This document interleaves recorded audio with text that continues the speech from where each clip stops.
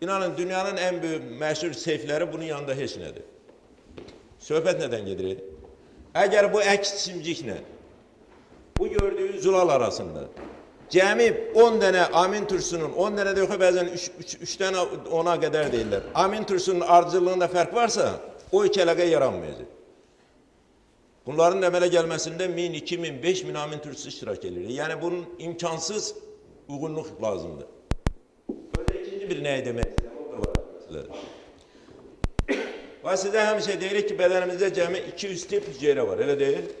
200 tipdir də, ümumi sayı. Ancaq indi fikir verin, plazmatik hüceyrə bədənə daxil ola biləsi antigenlərin sayı 10^9'dur. Təxminən də belə, burada elədir ki, 10^9 yəni 1 milyard. İndi bu antigenə qarşı, hər antigenə qarşı, əgər mənim bədənimdə xüsusi plazmatik hüceyrəm elə gəlirsə, ancaq ona məxsus əks simcik sintez eləyirsə, deməli tək mənim plazmatik hüceyrəmin 9 milyard növü var. Şunlar, hüceyrənin növü bir-birindən nə ilə fərqlənir? Fərqlənir spesifik, ixtisaslaşmış zulalın sintezi. Yəni plazmatik hüceyrələrin söhbət bir dənə hüceyrədir. Ancaq orada fikir verin, nə qədər şey var burada, nə qədər müxtəliflik var, təsəvvür edilməz. İndi bu, deyirlər bu necə olur, bu baş verir. Şunlar, yadınıza qalsın ki, bunun əksəriyyəti dalaqda gedir. Qırmızı sümüyündə deyirlər, dalaqdadır. Və təsəvvür edin ki, mən bel limfositəm, mənə təqdim edirlər antigeni kompleksi tamamilə. Gəlirəm bura toxunuram, lazım olan informasiyanı alıb oradan çəkirdim, sintez edirəm şeyi. Özə saniyənin neçədə bir hissəsində. Əgər bu informasiyanı ala bilmədimsə, o saat məhv oluram. Fikrim çatırsa. Yəni, milyardlarla əmələ gəlir, məhv olur, ancaq biri mənə lazımdır ki, neynəsin? Lazım olan əks simciyi sintez eləsin. Aydın oldu da. Bu da belə, çox belə asanlıqla deyirik. Ancaq inanın ki, dünyanın bir təxminən 27 laboratoriyasının axır 20-ci ildə apardığı işin ümumi nəticəsi də hansı ki sizə dedim. İkasonlar var, indi onların haqqında danışmaq imkanım yox. Yəni, burada əsas məsələ ondan ibarətdir ki, bir də təkrar edim. Gərək siz 100% dəqiq əks simcik ifraz eləyəsiniz. Özə bədən çox maraqlıdır. Demək, birinci dəfə bədənə daxil olub bu infeksiya, onunla gərək biraz belə çox kobud sürətdə rəftar edeyim. Elə ki, kobud sürətdə rəftar eləmək üçün mən ona immunoglobulin M-i sintez edirəm. Kobuddur, pentamerdir. Ancaq yavaş-yavaş ixtisaslaşdıqca çox dəqiq cavab verən J immunoglobulin sintez edirəm. Aynen onu göstərim.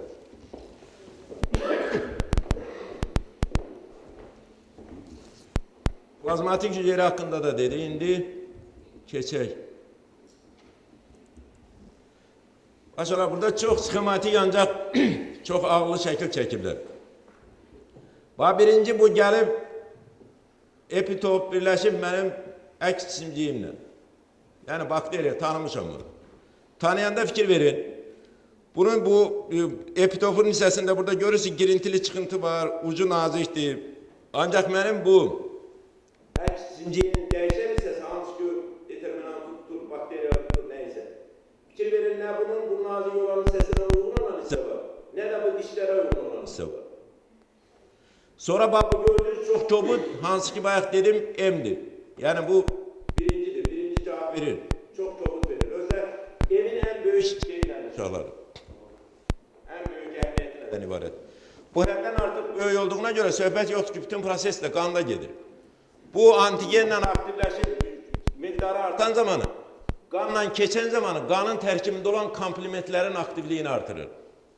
Uşaqlar, bədənə en çok ziyan veren komplementlerdir, yadınızda qalsın. Qanda xüsusi 9 dənə zülal var. Ona C1 deyirlər, AB'si var, nə bilim, 9 indi tipdir, ancaq onların sayı çoxdur. Əsas bunun kötüyü nədir, deyim, belə ümumi şey üçün, bu iltihab xəstələməz üçün. Təsəvvür edin ki, komplekt 3 aktivləşir. O verir 5'e, 5 verir 7'ye, 7 verir 8'e. Axırda elə bir kompleks yaranır ki, hücrənin səthində böyük deşik açır. Böyük deşik açdığına görə hücrənin içərisində nə var çıxır çölə, beləliklə o infeksiyayla zədələmiş hücrə məhv olub götürülür kənara. Fikrim çatdırsa. Yəni, komplementin adını tutmuruq immun sistemdə, ancaq mütləq bilməlisiniz, çox böyük əhəmiyyəti var. Hədsiz dərəcədə. Və indi burada gördüyünüz o şey, indi bu pentamer həmin komplementi aktivləşdirən əsas elementlərdən problemlərdən biri. İndi başlar gəlir yavaş-yavaş immunoglobulin J əmələ gəlir artıq. Bax fikir verin, əvvəlcə nəyə əmələ gəlir? Bu gördüyünüz bu nazik olan hissəyə konusvarı belə çöküklük yarar. Bu da immunoglobulin J'dir, buna nisbətən bunun uyğunluğu artıq artırdı. Elə ki tam uyğunlaşma gedir, fikir verin. Bunun babı girəcək çıxacaqlarına doğru burada çıxıntılar əmələ gəlir. Beləliklə tam uyğunluq əmələ gəlir ki, hansı ki buna immunoglobulin J deyirik. Uşaqlar yadınızda qalsın. Autoimmun xəstəliklərin 99,9%-nin əmələ gəlməsinə səbəb bu bədəndə olan, bədənin dəyişmiş zülallarına qarşı əmələ gələn immunoglobulinin həmin zülallarla birləşməsi. Problem var burada. Problem olmamalıdır. Yox, doğrudan da problem olmamalı. Yəni problem varsa deyin bir də izah edeyim. Uşaqlar əsas kötü nədir? Mənim zülalımın bu forması var. Normadır mənim üçün. İşte bu forma bir balaca cüzü böyle cüzü değiştiyse artık menücü beden için lazım olan işi lazımı derecede görmeyecek. Eğer lazımı derecede görmüremse, özde bura değişirse demeli bura immün reaksiya geleceği, histosit geleceği, histositlerin küllü buraya infiltrasiyası baş verecek. Şunlar artık bu bedenin autoagresiyası diye başa düşün. Özde autoagresiyasının derecesi el olabilir ki böyle Allah göstermesin. 3 gün ərzində ola bilər insan dünyasını değişsin. Ola bilər xroniki vəziyyətə düşsün. Bunların diagnostikası həddən artıq çətindir. Yəni sizə elə gəlməsin bu autoimmun xəstəliklər deyirik, ancaq həddən artıq orada mürəkkəbli çox. Özə günü-gündən sayardı. Sizin kitablarda ümumiyyətlə yazırlar ki 80 ilə 100 arasında, ancaq son tədqiqatlar göstərir ki özə yavaş-yavaş artadır. Yaxşı, burada bir problem var. Uşaqlar yadınızda qalsın. Sizin J immunoglobulininizin ananın kanından keçir dölə. Ama ananın kanından dölə kalyonu keçmir. Aşağı düşünün, bak fikirləşin. İmmunoglobulin böyük zülaldır, dəvə. Ancaq kalyon ise qarışqadır. Qarışqanı bırakmır, dəvəni bırakır. Çünkü qarışqanı bıraksa uşağın deməli sinir sistemində qıc olma nəticəsində ana bətnində ölüm baş verir. Ancaq J immunoglobulini bırakmalıdır çünkü İmmun cavab getməlidir orada. Bayaq dedim, əgər müəyyən embrional dövrün artıq qan damarları ki formalaşdı, o dövrdən immun cavab başlamalıdır. Başlamasa artıq dedim nə olacaq? Yəni şişlə də olacaq. Yəni bunun ikinci şey. Şişlə də olmanın səbəbi nədir uşaqlar? Bunun kötüyü nədir? Yadınızda qalsın ki, bədəndə olan mitotik bölünmələrin, yəni mitozla hüceyrələrin sayı artır, öz embrional dövrdə kosmik sürətlə. Bunun təxminən 3 ilə 5%, bəziləri yazır 10% arasında hüceyrə bölünən zaman mutasiyalar meydana çıxır. Kənara çıxma meydana çıxır. Bu mutasiya zamanında əmələ gəlmiş yeni mutagen hüceyrələr tekilleri vasitəsilə öldürülür. Kənarlaşdırır bədəndən. Əgər kənarlaşdırmasa, onun iki yolu var. Ya qocalmalıdır, yəni heç bir iş görməsin. Ya da şişə çevrilməlidir. Üçüncü bir yeri yox. Fikrim çatır. Ya ölməlidir bir yoldur, ya qocalmalıdır, ya da ki şişe çevirmeli. Daha doğrusu 3 yolda, 2 yolda. Yaxşı. İndi uşaqlar, bu immun cavab necə başlayır? Öyle size görürsünüz. Quyruqdan tutup gedirir. Çünkü ben onu əvvəldən desem, inanın bu dediğimden size bir xeyir olmayacaq. İndi artıq bilirik ki, əks simcik nədir? İndi gəlin onu əmələ gətirək.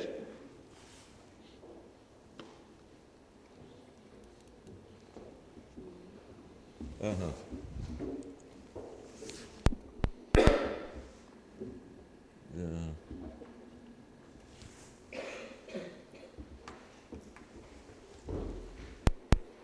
Çok vacip neyi mütləq bilməlisiniz?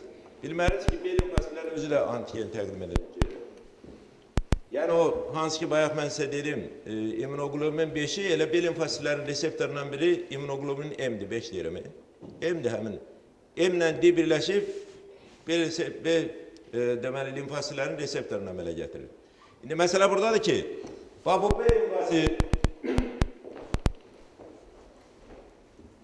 tutur ki, bu antigeni, həmin antigeni çıxarır ikinci lüğün kompleksindən birləşdirib, gəlir B limfosit, bu B limfosit gəldi, TLP-lərə çeyilir, bu TLP2 deyirlər, xüsusi qrup hüceyrələrdir.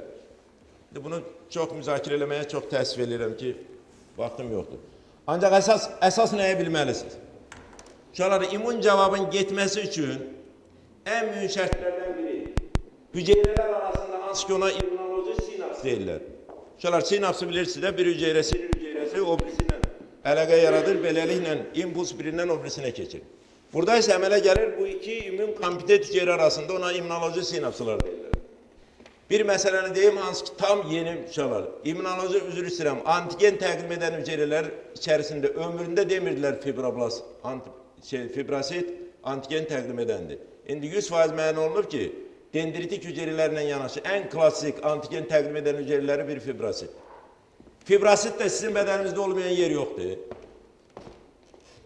Ve indi sual olabilir ki, niye? Fibrasit niye olmalıdır? Uşaqlar hara qan damarı gedirse, qan damarından çıxan maddeler gerek yayılsın ətrafa ki, geçsin hücrelere çatsın. Onun yayılması için kollagen lifləri lazımdır. İndi kollagen lifləri de o vaxt olacak ki, orada fibrasit olsun. Yani harda damar var, onun etrafında kollagen liflərinin olmaması mümkün olmayan bir iştir. Ona göre de bedenin hansısı olursa olsun orada immün cevabının başlanması için ne var? İmkan var. Onu bilin. Bu da çok vacip mesele. Hansı ki baxtlarda içine demirdim. İndi ben B limfositem, T limfositem. Bunların arasında bu sinaptik əlaqədə en azı 2 tane signal olmalıdır. 2 signal olmasa immün cevap başlamayacak. Uşaqlar mütləq 2. En azı olabilir 3 olsun, 4 olsun. Ancak ikisi mutlak olmalıdır. Nerede o 2? Başalar bu tedbirin bilirsiniz ki CD4'ü var. Bu histe uygunluk kompleksi. Bunun esas markeridir. Yani klasteride birinci rovkasıdır. Bu gördüğünüz antigen təqdim edən hücrenin ikinci uygunluk kompleksinin epitop təqdim olur CD4 ile deməli T limfositlerin reseptörü. Bu CD4'ün molekulasıdır. Bu da T hücrenin reseptörü. İkisi birlikte əmələ gəlir. Kompleks bundan bu bir signaldır. İkinci signalı əmələ gətirir. Burada bu B limfositlerinin üstünde olan CD40 zülalın özüdür. Ancak T helper 2'nin üstünde ise yerleşir onun reseptörü. Sonra bir de tekrar edelim. Eğer hist uygunluk kompleksi 2 ile T reseptörler bir de CD4 birleşmese bu birinci signalımızdır. Birleşmese hiç ne olmayacak. İkinci CD40 ile CD40'ın reseptörü birleşir, əmələ gətirir. Bu iki kompleks əmələ gətirən kimi uşaqlar birinci ne baş verir? Birinci T helperlerin keskin proliferasiyası sayı artır. Proliferasiyanın artmasına sebep nedir? Mütləq bilməlisiniz ki, T helperlerin hansı olur olsun, hansı növü olur olsun. Birinci əsas xüsusiyyəti interleukin 2, bir de ona məxsus reseptorun əmələ gətirməsidir. Bir de tekrar edelim.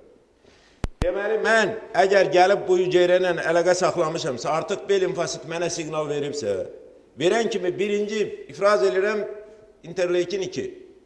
Interleukin 2 ifraz eləməklə bərabər hücrəmin səthinə çıxarıram interleukin 2'nin reseptorunu. Deməli, mənim öz ifraz etdiyim interleukin 2 öz reseptoruma təsir edib, ona deyirlər autokriniya. Bu autokriniya nəticəsində başlayıram bölünməyə. 100% müəyyən olunub ki, immün cavabın başlanması üçün əsas şərt nədir uşaqlar? Böyle olmasa şərt başlamır. Əgər T reseptorlar lazımi dərəcədə ekspresiya olunmayıbsa, birinci T B limfositlərdə, bir də ki onların sayı artmayıbsa, yəni interleukin 2 ilə o reseptora getməyibsə, immün cavab lazımi səviyyədə olmayacaq. Deməli, birinci mənim nəyim baş verir? Proliferasyon, sayım artır. İndi sayım artan zaman mənim hücrələrimdən bir hissəsi xüsusi proqramla onun xüsusi hücrelər idarə edir. İndi onu danışsam gərək bütün günü burada oturaq. Deməli, bu hücrələrin təsiri nəticəsində bir hissəsi keçir olur yaddaş hücrəsi. Yadında saxlayır ki, bu infeksiya gəlib artıq. Uşaqlar, birinciliyin bunun cavab var, ikinciliyin. Birinci çəkir 1 həftə 10 gün, elə xəstəliklər var ki 30 il. Fikrim çatırsa, ola bilər ki o inkubasiya dövrü 30 il çəkir. Ancaq indi elə şeydir, ikinci cavab ise söhbət gedir maksimum bir gündən. Çünkü artık bədəndə ne var? Yaddaş hücreler. Uşaqlar, həmin yaddaş hücrelerin 40 ilə qədər yaşama imkanı var. Özə bədəndən çıxandan sonra onlar yenidən hələ çıxmamışdan əvvəl, yəni ölməmişdən əvvəl özünə bərabərin əmələ gətirib gedir ki, artıq bədən uşaqlar, məsələn, qarın yatalağından bir dəfə xəstələnir.